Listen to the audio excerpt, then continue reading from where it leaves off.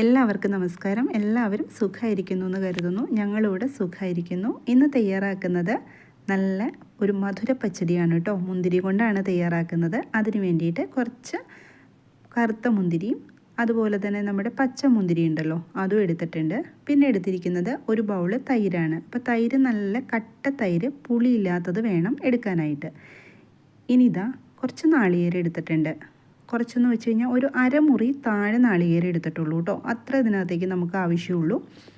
ഇനി ഇതിനകത്തേക്ക് എരിവിന് ആവശ്യമായിട്ടുള്ള പച്ചമുളക് ഇട്ടിട്ടുണ്ട്. അപ്പം ഞാൻ 2 പച്ചമുളകാണ് എടുത്തിരിക്കുന്നത്. അത്യാവശ്യം എരിവുള്ള പച്ചമുളകാണ്. പിന്നെ മധുരപ്പച്ചടിക്ക് മധുരമാണല്ലോ കുറച്ച് മുന്നിട്ട് നിൽക്കുക.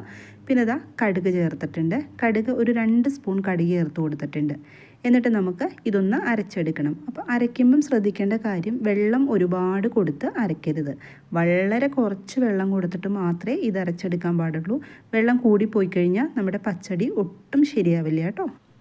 ഇനി നമുക്ക് തയ്യാറാക്കാം. എന്താ, ഞാൻ ഒരു സ്പൂൺ വെളിച്ചെണ്ണ ചേർത്ത് കൊടുത്തിട്ടുണ്ട്. വളരെ കുറച്ച് വെളിച്ചെണ്ണ മതി കേട്ടോ നമുക്ക് പച്ചടി തയ്യാറാക്കാനായിട്ട്. പക്ഷേ വെളിച്ചെണ്ണ തന്നെ ചേർത്ത് കൊടുക്കണം. അപ്പോഴാണ് നമുക്ക് പച്ചടിക്കൊക്കെ ഒരു ടേസ്റ്റ് കിട്ടുള്ളൂ. പിന്നെ 2 വറ്റൽ മുളക് ഇട്ട് കൊടുത്തിട്ടുണ്ട്. പിന്നെ ഞാൻ ഇതിനകത്തേക്ക് കടുക് ചേർക്കണില്ല കേട്ടോ. കടുക് ചേർക്കണമെങ്കിൽ നിങ്ങൾക്ക് ചേർത്ത് കൊടുക്കാം. പിന്നെ 2-3 തണ്ട് കറിവേപ്പില ചേർത്ത് കൊടുത്തിട്ടുണ്ട്. അപ്പോൾ കടുക് ഞാൻ ചേർക്കാതിരുന്നത് നമ്മൾ അരച്ചപ്പം കടുക് ചേർത്ത് കൊടുത്തിട്ടുണ്ടല്ലോ, അതുകൊണ്ടാണ് ഞാൻ കടുക് ഇടാതിരുന്നത്. എന്നിട്ട് ഇത് നന്നായിട്ടൊന്ന് ചൂടാക്കി എടുക്കുക. ഇതാ ഇപ്പോൾ വറ്റൽമുളകും പിന്നെ നമ്മുടെ കറിവേപ്പിലയും വെളിച്ചെണ്ണയിൽ കിടന്നിട്ട് നന്നായിട്ട് ചൂടായിട്ടുണ്ട്. ഈ സമയത്ത് നമ്മൾ അരപ്പ് ചേർത്ത് കൊടുക്കുക. അപ്പോൾ ചട്ടിയിൽ നിന്ന് പുക വരുന്നത് ഞാൻ ഫാൻ നല്ല സ്പീഡിലൊന്നും ഇട്ടായിരുന്നു, അതുകൊണ്ടാണ് കേട്ടോ. അല്ലാണ്ട് ചട്ടിയുടെ ചൂടൊക്കെ കറക്റ്റ് തന്നെയാണ്. അപ്പോൾ ഞാൻ ഫാൻ ഒന്ന് ഓഫ് ചെയ്ത് കൊടുത്തിട്ടുണ്ട്. അല്ലെങ്കിൽ ശരിക്കും എന്താ പറയുക, പുക വന്നുകൊണ്ടേയിരിക്കും. ഡയറക്റ്റ് അല്ലേ നമ്മൾ കൊടുക്കുന്നത്, നല്ല ചൂടല്ലേ. എന്നിട്ട് ഞാൻ അരപ്പ് ചേർത്ത് കൊടുത്തിട്ടുണ്ട്. ഇനി വളരെ കുറച്ച് മാത്രം വെള്ളം ഞാൻ ചേർത്ത് കൊടുക്കുന്നുണ്ട്. കണ്ടില്ലേ, ഒരു എന്താ പറയുക, 1/2 ഗ്ലാസ് പോലും ഇല്ല കേട്ടോ. ആ മിക്സിയുടെ ജാറിൽ ഒന്ന് കഴുകിയിട്ട് ആ വെള്ളം കൊടുത്തതാണ്. ഇപ്പം ഞാൻ ഉണ്ടാക്കുന്ന ഈ പച്ചടി എന്ന് പറയുന്നത് നല്ല ഡ്രൈ ആയിട്ടിരിക്കുന്നത്. നമുക്ക് സദ്യയിലൊക്കെ വിളമ്പില്ലേ, ഒട്ടും ഒഴുകി പോവാതെ ഇലയിൽ തൊട്ടല്ലേ പോണത്, അങ്ങനത്തെ പച്ചടിയാണ് കേട്ടോ തയ്യാറാക്കുന്നത്. ഒട്ടും വെള്ളമില്ലാത്തത്. അപ്പോൾ ഈ ചട്ടി ഉണ്ടല്ലോ, പച്ചടിയും അതുപോലെ തന്നെ മാമ്പഴ പുളിശ്ശേരിയൊക്കെ തയ്യാറാക്കുന്ന അമ്മയുടെ ചട്ടിയാണ് കേട്ടോ. ഇതിലൊന്നും മീനൊന്നും വയ്ക്കാൻ അമ്മ സമ്മതിക്കേയില്ല കേട്ടോ ഈ ചട്ടിക്കകത്ത്. അങ്ങനെയുള്ള സാധനങ്ങൾ മാത്രമാണ് ഈ ചട്ടിയിൽ വയ്ക്കുള്ളൂ.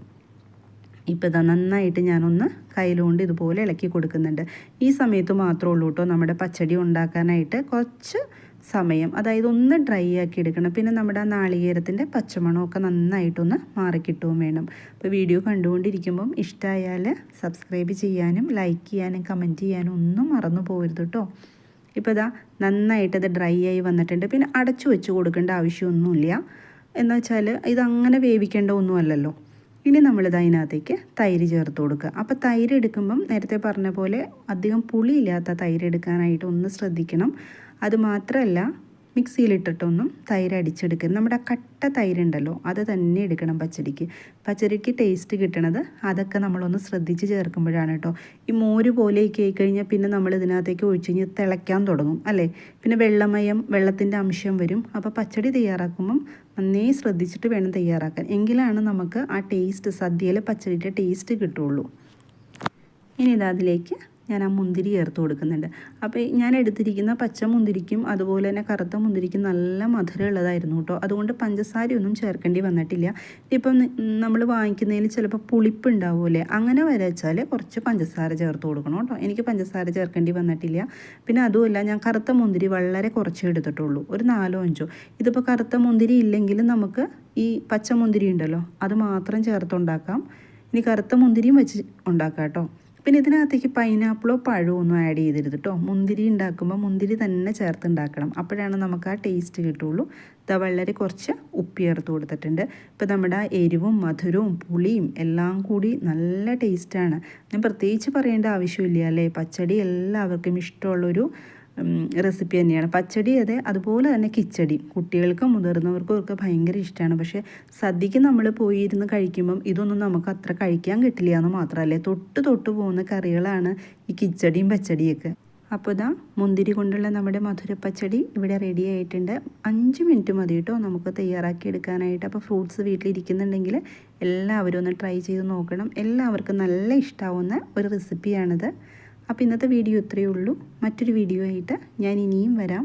എല്ലാവരും സന്തോഷമായിട്ടിരിക്കുക. Thank you.